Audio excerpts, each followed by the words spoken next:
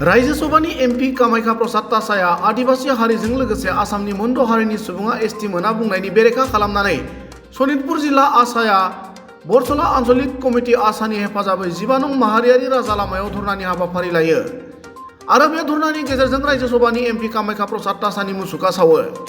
गुबुन फारसेथिं मुसुखा सावनाय हाबाफारिनि गेजेरजों सनितपुर जिल्ला आसानि आफादगिरि आनन्द तातिया खौरांगिरिनि सिगाङाव ओरैबायदि बुङो।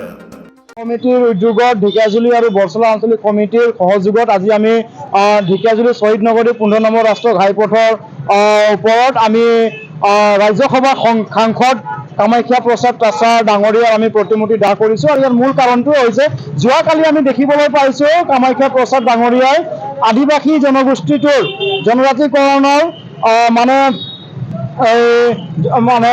জনজাতিকৰণ মানে তেখেতসকলে নাপায় বুলি তেখেতে এটা মন্তব্য আগবঢ়াইছিল আৰু ইয়াৰ তীব্ৰ বিৰোধিতা কৰিছো আমি।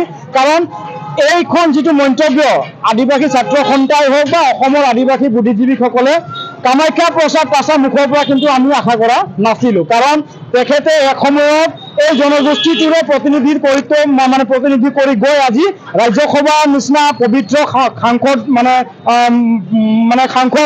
সাংসদ হ'ব পাৰিছে আৰু তেখেতে আজি এই মন্তব্য আগবঢ়াইছে। ইয়াত আমি আদিবাসী ছাত্ৰ সন্থাই অতি ধিক্কাৰ জনাইছো আৰু গৰিহণা দিছো। আৰু ইয়াৰ লগতে আমি এটা আমাৰ মাজত এটা আমি সন্দেহ প্ৰকাশ কৰিছো। কাৰণ আহি থকা 24 ইলেকশ্যন যেটো সমাগত এই সমাগত ইলেকশ্যন আগৰ বিজেপি চৰকাৰে আমাক প্ৰতিশ্ৰুতি দিছিলে যে বিজেপি চৰকাৰ আহাৰ ঠিক 6 মাহৰ পিছতে আমি আদিবাসীসকলৰ যি জনজাতিকৰণ আৰু অনুসূচীকৰণৰ যি মৰ্যাদা আদিবাসীসকলক প্ৰদান কৰিম বুলি তেখেতসকলে স্পষ্টভাৱে কৈছিলে।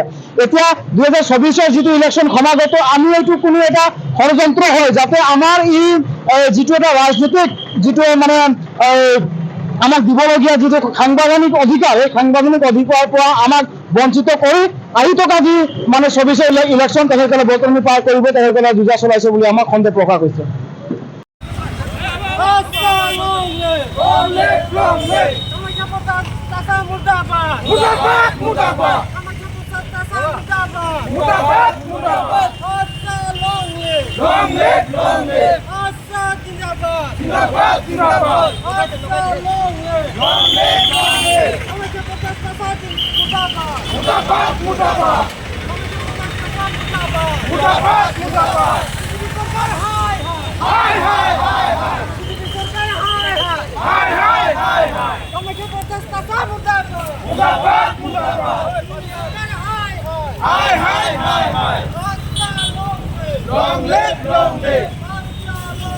Long live!